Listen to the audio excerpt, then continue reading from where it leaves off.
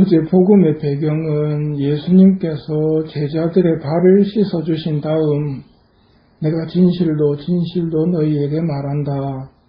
종은 주인보다 높지 않고 파견된 이는 파견한 이보다 높지 않다는 가르침을 주셨고, 오늘은 너희 마음이 산란해지는 일이 없도록 하여라. 하느님을 믿고 또 나를 믿어라 하고 말씀하십니다. 제자들의 발을 씻어주심에 이어 예수님의 체포, 순환, 죽음이 다가올 것이고 제자들은 뿔뿔이 흩어질 것입니다. 이런 일을 앞두신 예수님의 말씀입니다.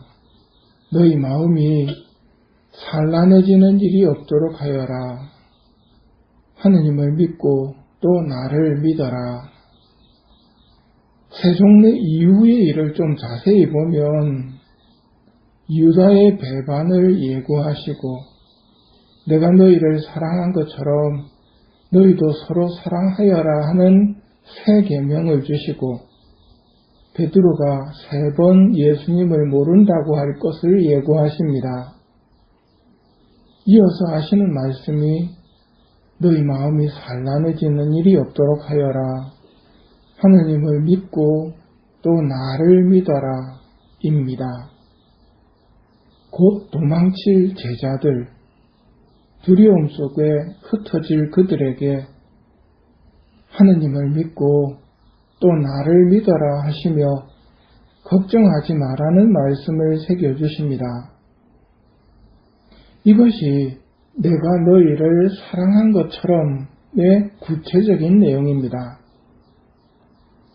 우리도 나에게 잘해주는 사람에게는 잘합니다. 인사하는 사람에게는 인사도 잘합니다. 하지만 답답한 사람, 꼴보기 싫은 사람, 잘만치 않은 사람을 어떻게 대하나요? 우리도 예수님의 사랑에 이르러야 합니다. 너희가 자기 형제들에게만 인사한다면 남보다 잘하는 것이 무엇이겠느냐? 그런 것은 다른 민족 사람들도 하지 않느냐? 그러므로 하늘에 너희 아버지께서 완전하신 것처럼 너희도 완전한 사람이 되어야 한다. 어제 들은 말씀입니다. 내가 뽑은 이들을 나는 안다. 예수님은 우리를 아십니다. 마음은 간절하나 몸이 따르지 못함을 아시고 주님을 위해서 목숨까지 내놓겠다는 베드로의 말이 진심이라는 것도 아시지만 예수님을 모른다고 부인하며 도망칠 것도 아십니다. 이렇게 약한 우리에게 주시는 예수님의 말씀입니다. 너희는 걱정하지 마라. 하느님을 믿고 또 나를 믿어라. 하느님의 자비와 용서는 우리 죄와 우리 약함보다 훨씬 크십니다. 혹시 누가 자기 죄가 더 크다고 생각한다면 마귀에게 속은 것입니다. 예수님은 나의 약함을 잘 아십니다. 그러니 죄를 지었더라도 회개하고 예수님께 돌아가야 합니다.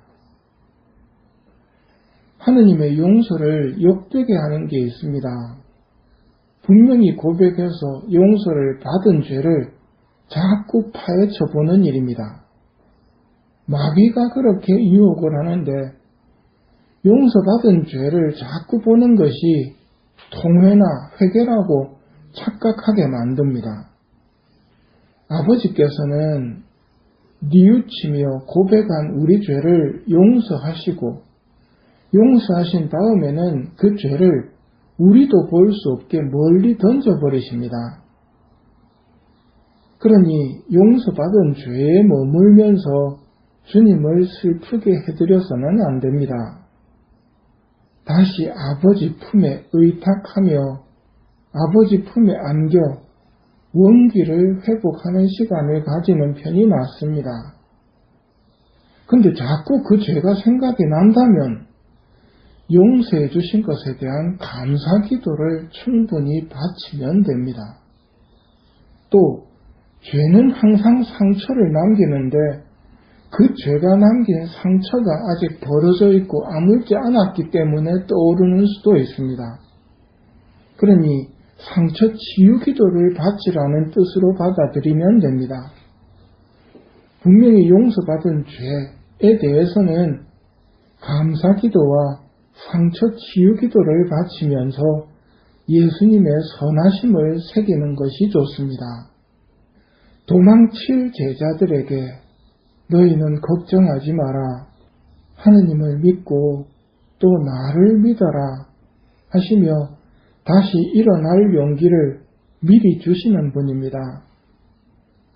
오늘은 이 예수님의 말씀에 머물도록 합시다. 너희는 걱정하지 마라. 하느님을 믿고 또 나를 믿어라.